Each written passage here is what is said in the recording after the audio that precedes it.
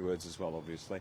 It's obviously a particularly significant announcement, the first of our announcements for our shadow portfolios, and I'm absolutely delighted that Sandra Brewer has accepted the position as Shadow Treasurer. Sandra brings an enormous amount of financial intellect to this role and a huge amount of personal clout. She is fierce and formidable. I have seen her on previous occasions holding treasurers to account through her previous role with the Property Council of Western Australia. She understands what is important to West Australians. She understands what it means to run a household budget. She and her husband Ralph and their 3 boys, like many West Australians, understand and are feeling the pressures of today's cost of living environment.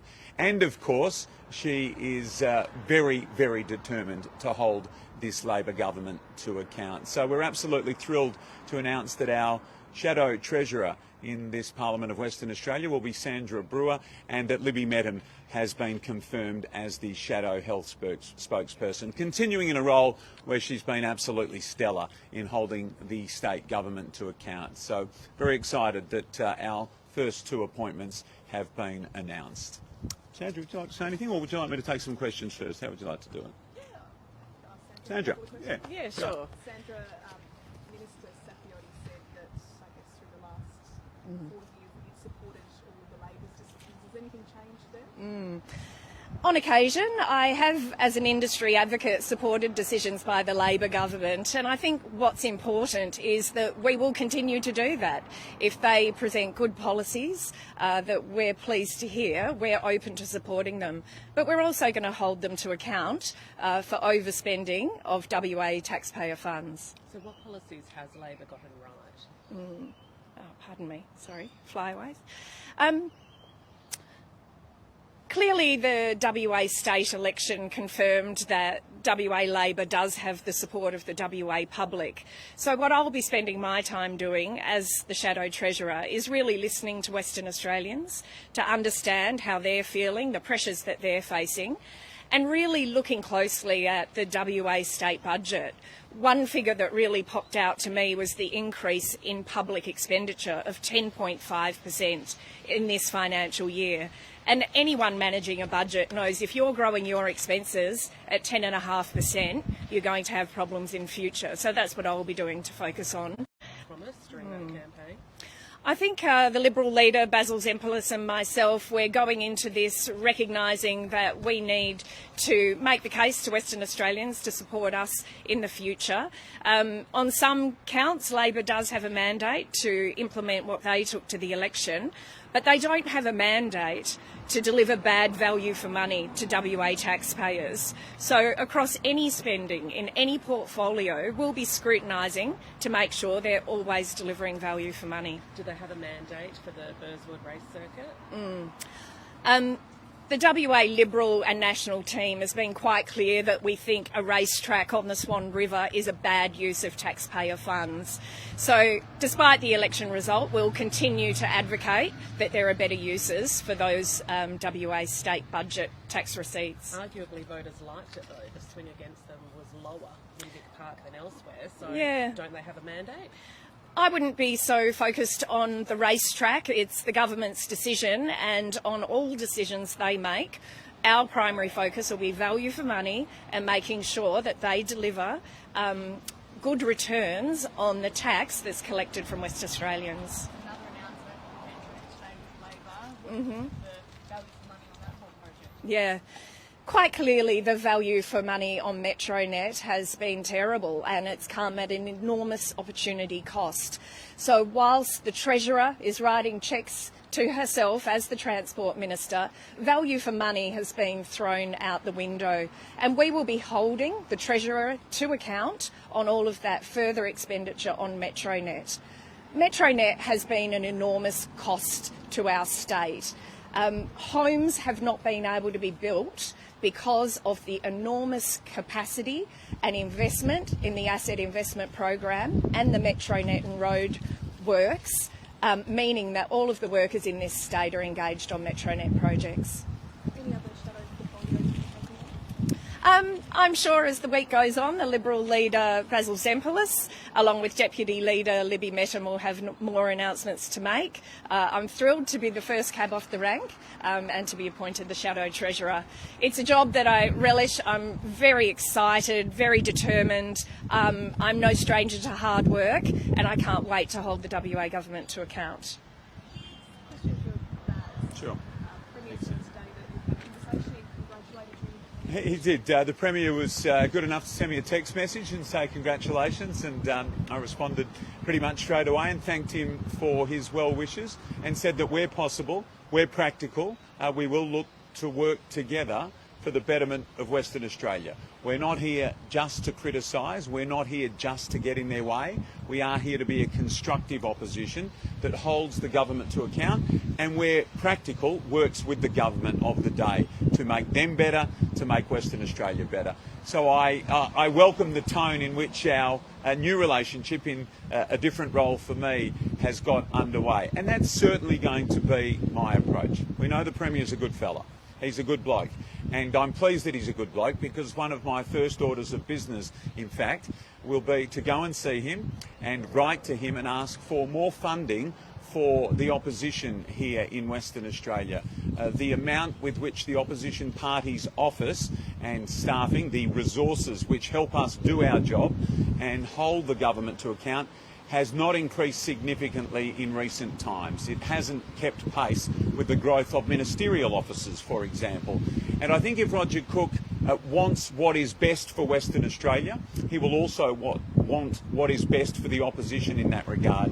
And so I will be seeking an increase in the resourcing that is provided by the state government for the opposition parties to get about doing our job. Is it contradictory to be preaching fiscal management and then putting your hand out to ask for more money? Shouldn't you just operate more efficiently? No, I think we all agree that fiscal management is sensible fiscal management involves it looking at everything on a case-by-case basis. We are certainly against wasteful government spending, and you'll hear Sandra, myself and all of our team being very vigilant on that with this state government. However, proper resourcing of all tiers of government and all sectors of this government are important, and part of their responsibility is to make sure that the opposition parties are properly resourced to be able to do their job for the people of Western Australia properly. And we won't be asking for anything outlandish. What we'll be asking for is increases that reflect what has taken place with ministerial offices. It's on that basis that the opposition's resources were originally established, and we'd be asking that they keep pace with that. When you're confident that you're going to get what you want, because to a certain extent, you might put it this way, it's not the government's responsibility to help the opposition get elected. Well, it is the government's responsibility to properly resource the opposition parties' officers and staff. So it is their job to do that, and it should keep pace with the direct comparisons. We're not asking for anything special. We're not asking that. We're not asking for anything exceptional. We're just asking for what is reasonable. And I know the Premier will understand the sense and need in having the opposition well resourced. When will the rest of Shadow Cabinet be announced? So we're working further on that with our friends at the Nationals. Those discussions and negotiations have been very fruitful. We're working to a timetable collaboratively and collectively. I would expect more announcements within a week, but certainly they are progressing at pace, and I've got to say that the conversations and discussions have been very, very harmonious. Any closer towards whether a coalition arrangement is possible? I won't comment on that right now. What I will tell you is there is a strong commitment from the Liberal team and the National team to work together in opposition, and that's from the get-go. So that is our initial focus, how we begin this relationship and how we begin this term of Parliament, and how it develops through the 4 years is certainly up for discussion and debate, and we will continue those conversations. But right now, with the quick return to Parliament and obviously a flying start for all of us, many of us being new, our commitment is to work together from day one. In your eyes, what would be the most important shadow portfolio? Well, they're all important. We know that. And across a range of different portfolios, there are areas of everyday West Australians' lives who are touched. It's clear to everybody who follows politics the importance of the Treasury portfolio. I'm very pleased to be able to, pardon me, and I'm very pleased to be able to push forward our Shadow Treasury announcement today at the same time as we confirm Libby Medham will continue in health. Both hugely important to West Australians. We know all about the cost of living crisis that we are experiencing at the moment, and therefore Sandra's advocacy, Sandra's ability to hold this government to account in this key portfolio is going to be really important, not only for us, but for everyday West Australians, and that's what we're here for. We're here for everyday West Australians. The better the opposition performs in our role, the better everybody goes. How much more money are we asking from the state government? It wouldn't be appropriate to talk about numbers and figures. As I say, the relationship between myself as now opposition leader and the Premier, Roger Cook, has got off on a very polite and well-meaning tone, and these discussions will be polite and well-meaning. It's the Premier's prerogative to answer as he sees fit. It's my job to put the requests in, and that's what I'll be doing. What's your position on the gun laws that come into effect tomorrow? There are options that the upper house could take with the new numbers and to try and review them. So our position has always been that these gun laws, which were rushed through Parliament without the proper scrutiny, get the proper scrutiny that they should have. And so that remains our position. Now, how that plays out in this new Parliament remains to be seen. But our position as far as the proper scrutiny that this legislation did not get remains unchanged. What sort of feedback have you had from gun owners? It is fair to say that gun owners have been very keen to get their point of view forward to us, and I'm sure to all candidates in the most recent election. It is clearly a topic for a large section of the community that has significance and resonates. And that's why our united position that the Liberal Party took to this election was a need for the legislation to get the proper scrutiny in this term of government that it did not previously get, and that is our position. So will you try to block the regulations? What we'll do is use our position in this new Parliament to ensure that the legislation gets the proper scrutiny that it did not get. What about the regulations themselves? Yeah, no, for now, that's what I'll say, and that is this legislation, which affects lots of West Australians in lots of different ways and is hugely important, needed to be properly scrutinised. It didn't get that proper scrutiny because of the numbers in the previous Parliament. The numbers have changed. So the ability now exists that this legislation gets the proper scrutiny that it deserves, and that will be what we are advocating for. The government says sections of the Armidale line are behind schedule because of construction issues. Is that good enough considering there's already been cost blowouts and delays? Look, we understand that projects of this nature take time, they need to be done properly, and they are from time to time subject to delays. And we're not going to criticise every project that the government undertake just because it suits a convenient narrative for the opposition. We want these projects delivered. They are committed to, they are happening, we want to see them finished. We want to see them finished in good time, obviously, but what is most important for us is that they are delivered in a cost-effective manner for every West Australian. Now, you've heard us say $13 billion, the total overall spend on Metronet, we believe is excessive. We believe that that sort of money could much better have been spent in other areas while still being able to deliver these very important projects. So our job now becomes vigilance. Sandra's job will remain vigilance to make sure that this government spends their money sensibly, wisely, and is not wastefully spending their money. The question you asked Sandra about the racetrack in Burswood, it is very clear to me that that is not a popular decision. I get lots of direct feedback. Lots and lots of people have spoken to me and did previously in my role as Lord Mayor when it was first announced, because it touches on the people of East Perth within the City of Perth. It is not a popular proposal. It does not have widespread support. And $220 million in the middle of a cost of living crisis is not a sensible way to be spending Western Australia's taxpayers' money. Are you picking and choosing which Labor promises they have a mandate for by still opposing the racetrack?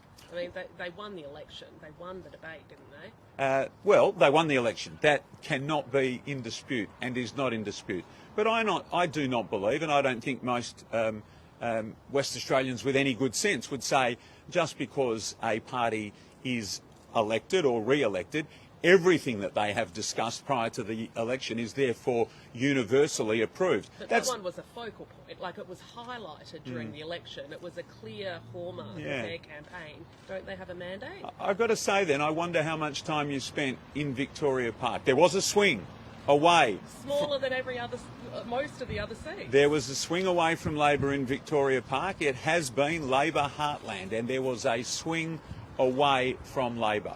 And I know from the many people of that local area and the local areas around and the broader community, this is not a popular decision. $220 million for a racetrack through the middle of a parkland. It is not what the people of Western Australia want. They have made that clear to me. They've made it clear to my colleagues. You can listen to Talkback Radio or read commentary anywhere else. It is not a popular decision. They won 2/3 of the vote in Victoria Park. Yes, they may well have won 2/3 of the vote, and that 2/3 of the vote was down from their previous position in 2021. And you'll see, I think, in coming days and weeks, and you've already seen with some of the gatherings that have taken place there, it is simply not a popular decision. It is wasteful. And any number of stats or quotes of electoral data won't sway me from what I know. And you will have heard me say, one of our jobs is to go out and listen to the community. And that is what we have already started. That process began way before. I get contacted by a lot of people on a daily and weekly basis. And one of the strongest themes that people have contacted me about over the last 2 months, and certainly in the last week, has been strong opposition to the idea of a racetrack that might be used once or twice a year in the middle of Burswood Park parkland. People do not want it for that price, $220 million. It is not a good use of WA taxpayer money. Thank you, everybody. Thank you. Thank you. Thank you.